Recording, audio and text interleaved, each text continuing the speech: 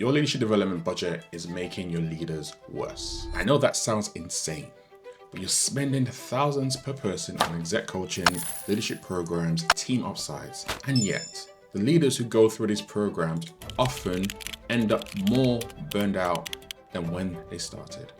And here's the reason why. We keep adding skills to people who already know what to do. The problem isn't they lack capacity or they lack capability.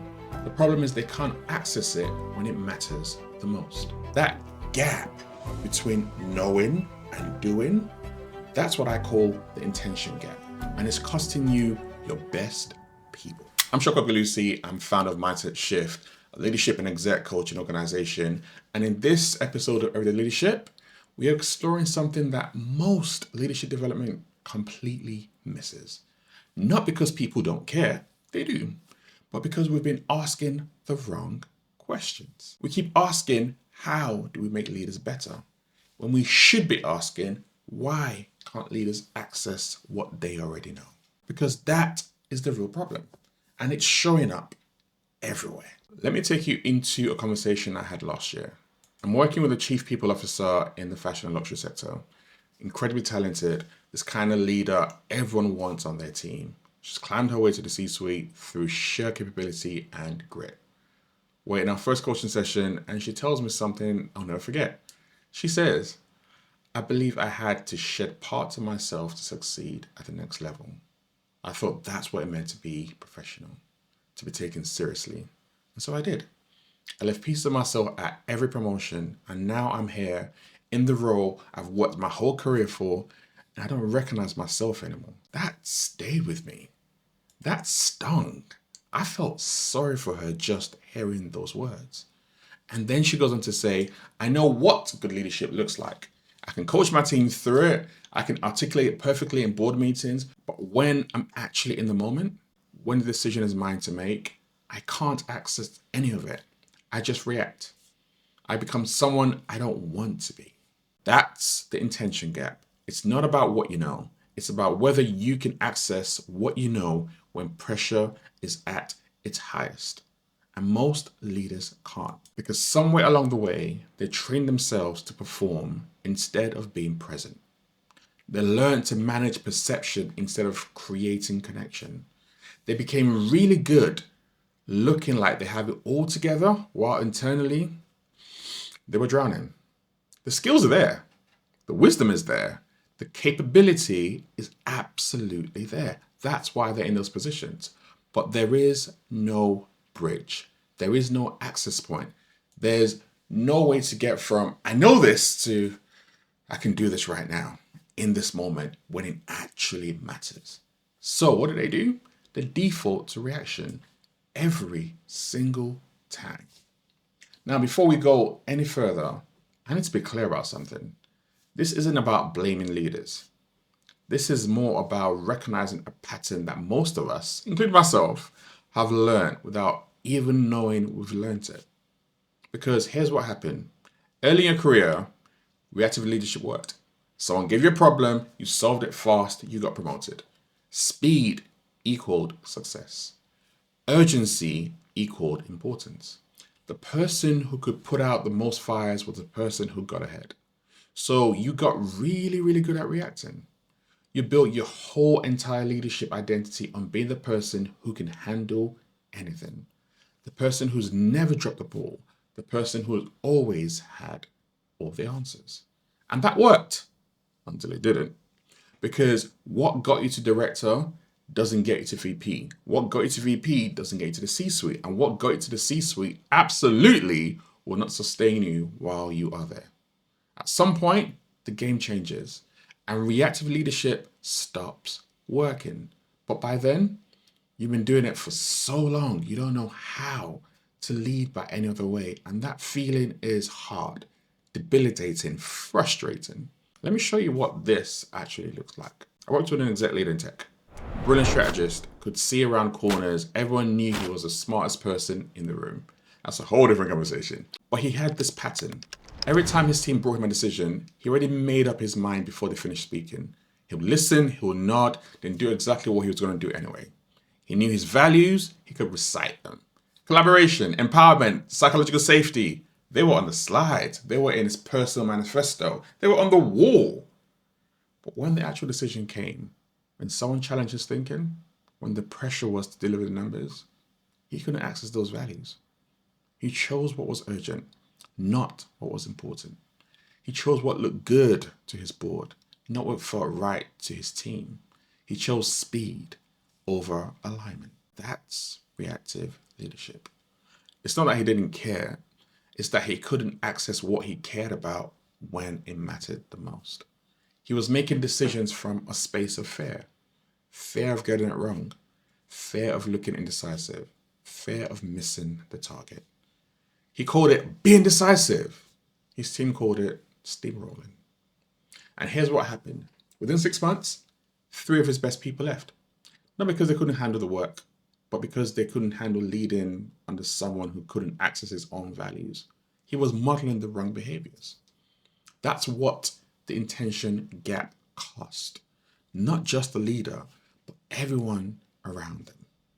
And that cost is growing year on year. And before you think this is just about corporate leaders or people in high pressure environments, let me show you how universal this pattern actually is. Think about Simone Biles at the Tokyo Olympics, the greatest gymnast of all times. More world championship medals than anyone in history. Someone who's performed under imaginable pressure her entire life. And in that biggest moment, when the world was watching, she couldn't access what she knew. The gap between her capability and ability to execute became dangerous, literally dangerous. She called it the twisties. Her body wouldn't do what her mind knew how to do. But here's what made her story so powerful. She recognized the gap. She saw it clearly, and instead of pushing through, instead of trying to perform her way out of it, she stepped back. That's not weakness. That's strength. That's wisdom. Because she understood something most leaders don't. When that gap is that wide, when you've lost access to who you are and what you know, pushing harder doesn't close it. It widens the gap. Now, most of us aren't performing on a world stage. We wish we could. But we're performing somewhere. In boardrooms, in one-to-ones, in decisions that affect people's lives. And when we can't access our intention, when we're operating from reaction instead of purpose, that gap opens up. Maybe not as dramatically as the twisties, but it shows up. The decisions that you make from fear, but your core strategy, and the conversations you control instead of creating the space for it, and the version of yourself you perform instead of the person you actually are. That's the gap, and it's costing you. Here's how I think about the intention gap. Imagine you're driving at night on the motorway. You've driven this route 1,000 times. You know every turn, every junction, every speed camera, but this time around, your headlights cut out. You can still drive. The car still works. You know exactly where you're going, but you can't see. So what do? You slow down. You tense up. You grip the steering wheel tighter. Every decision becomes reactive. You're not driving from knowledge anymore. You're driving from fear. That's what reactive leadership feels like. The skills are there. The experience is there. But you've lost the ability to see clearly. So you're making decisions in the dark, hoping you don't crash. And the exhausting part, everyone else thinks you're fine. Because from the outside, you're still moving, you're still delivering, you're still leading. But inside, you're white knuckling it through every single day. Intentional leadership is turning the headlights back on.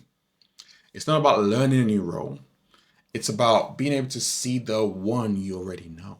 It's about reconnecting with the clarity that lets you navigate the complexity around you without losing yourself. So here's my question to you. How do you close the intention gap? The answer I'm going to give you is going to feel very counterintuitive. Everything inside of you right now is screaming you want to add more skills, more frameworks, more tools, more training, more. But that's what's created the gap in the first place. You don't close the intention gap by adding more. You close it by removing what no longer serves you. That's where the framework that we use, that mindset shift, comes in. unlearn, unlock, and unleash. Let me walk you through it, not as theory, but as lived experience. First, unlearn. I'll tell you exactly when I realized I needed to unlearn my reactive patterns. I was in a leadership team meeting, high stakes transformation project, the kind where everyone's watching. They're waiting to see if I can actually handle the pressure that was there, that was around me. Someone challenged the proposal that I had, not aggressively, but they asked a reasonable question about whether we've considered an alternative approach. And I felt my body tense, my jaw clenched. My mind immediately wanted to say, they're questioning my competence. I need to shut this down straight away. I need to prove I've thought of everything. I've got this. So I responded, but I wasn't responding to their question. I was defending against a threat that didn't really exist apart from in my mind. I gave them 6 reasons why their idea wouldn't work. I made it very clear I'd already considered and dismissed it outright. I moved on quickly. The meeting continued, we made decisions, we moved forward. But afterwards, I couldn't shake this feeling. I knew something was off. And that's when I called it. The moment of tension, that need to defend, that urgency to prove myself, that was my reactive pattern. That was a program I'd installed years ago called Being Valuable. The unlearning for me started there, in that moment of recognition. Not by beating myself up, but by seeing clearly, oh, that's what reaction looks like. That's the pattern that keeps me from actually hearing what other people are saying. Let me tell you right now, unlearning isn't comfortable because you're dismantling patterns that have kept you safe, patterns that have protected you, patterns that have made you successful. But there are also the patterns that are keeping you from accessing who you actually are. The unlearning process is about creating space to see what's actually happening versus what you think is happening. To catch yourself mid-reaction and ask, is this who I want to be right now? Secondly, the unlock. Once you start to unlearn the reactive patterns, you can unlock what's been there all along. I'll never forget this moment this happened for me. I was working with a coach, and yes, coaches do have coaches. About 6 months into that transformation project, I mentioned I was exhausted. Physically, mentally, emotionally, I was drained. And then she asked me a very simple question. What do you actually want from this? I went blank. I could tell her what the stakeholders wanted, what the business needed, what success looked like on paper, and what would make me look good. But what did I actually want? I had no idea. I'd become so good at managing everyone else's expectations that I'd lost touch with my own intention. What I had come into that project with and where I was at were 2 different points of view for me. She let that silence fall as I sat with all those thoughts rushing through my mind. She didn't rush me, she just waited. And then quietly, it came. I want to build something that actually changes how people experience work. Not just deliver a project, change the experience. This was it. This was what I had lost access to. This was the intention buried under all the performance. This unlock wasn't about finding something new. In fact, this was the reason why I left corporate in the first place, to do precisely this. Instead, this unlock was about reconnecting what I had lost access to. For me, it was purpose. For you, it might be your values, it might be your sense of yourself, it might be your reason for being in this role beyond the title. But here's the truth. You already know how to lead intentionally. You've done it before. Maybe it was years ago, maybe it was in a different context, but you know what it feels like to lead from your center, to make decisions that align with who you are, and to show up fully instead of partially. The unlock is about getting back to that place. And it starts with one question. The question my coach asked me, what do you actually want from this? Not what you should want. What do you actually want? It's a question I've asked my clients over the years, and it's surprising how many people do not think about it. But more importantly, when they do, what happens next? And that takes us to the third part, unleash. The final step is to unleash that in your daily leadership. Let me show you what this looks like. About a month after that conversation with my coach, I was back in another leadership meeting, similar setup. Someone challenged me in one of my proposals and I felt it again. The tension, that urge to defend. But this time, I called it earlier. And instead of responding immediately, I paused, took a breath, and I asked myself, what's my intention here? Not how do I win this? Not how do I prove I'm right? What's my intention? And the answer came. To build something that changes how people experience work. So I responded differently. I said, that's a really interesting point. I hadn't considered it from that angle. Can you say more about what you're seeing? And you know what happened? They did. And their idea was actually better than mine. And we integrated it and the project was stronger because of it. That's what unleashing looks like. It's not about perfection. It's about consistency. It's about making the choice again and again to lead from intention, even when reaction feels easier, even when the pressure is at its highest, because that's when intentional leadership matters the most. The unleash isn't a one-time shift. It's a daily practice, a moment-by-moment choice to reconnect with what matters, to access your intention, to lead from purpose instead of pressure. And over time, it becomes your new default.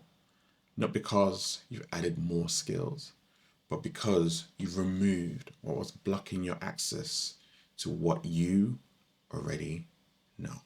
Unlearn, unlock, unleash. That's the framework. It's that simple. That's how you close the intention gap. And when you do, something shifts. Not just in how you lead, but in how leadership feels. It stops feeling desperate and starts feeling deliberate. It stops feeling like you're playing a role and it starts feeling like you're being yourself. It stops draining and starts sustaining you. Now, I want to give you something practical, something you can use tomorrow. Because frameworks are great, but you need to know, what do I actually do? So here's a practice. Tomorrow, before your first meeting, ask yourself this question. What's my intention for this conversation? Not what's on the agenda, not what you need to achieve, your intention. Are you trying to control the outcome or create space for clarity? Are you trying to look competent or be present? Are you trying to manage perception or build trust? Most leaders can't answer that question. And take from someone who's trained over 2,000 leaders in different companies, in different locations all across the world. The reason why they can't? Because they haven't been in that room in years. They've been so busy reacting, they've forgotten what it feels like to lead from intention. But here's the thing. Just asking the question starts to close the gap. Because you can't change what you can't see. So that's why we're starting there. One meeting, one intention, and you begin to notice what shifts. Notice if the conversation feels different. Notice if you feel different. Notice if the decision you're making feels more aligned. You might be surprised by what happens when you lead from intention instead of leading from reaction, which is your normal default. That's your autopilot mode because you're so used to it. The world doesn't need more perfect leaders. It needs more real ones. It needs leaders who can navigate complexity without losing themselves. Leaders who can make hard decisions without losing their values.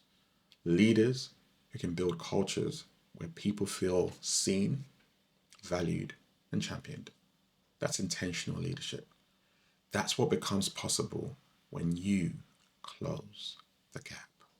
And look, I know what the intention gap feels like because I've lived in it. That moment in the meetings where I couldn't access my own values, that wasn't an isolated incident. That was my default for years. I was like that driver in the dark, gripping the wheel tighter, hoping I wouldn't crash. Building this framework wasn't because I had it figured out.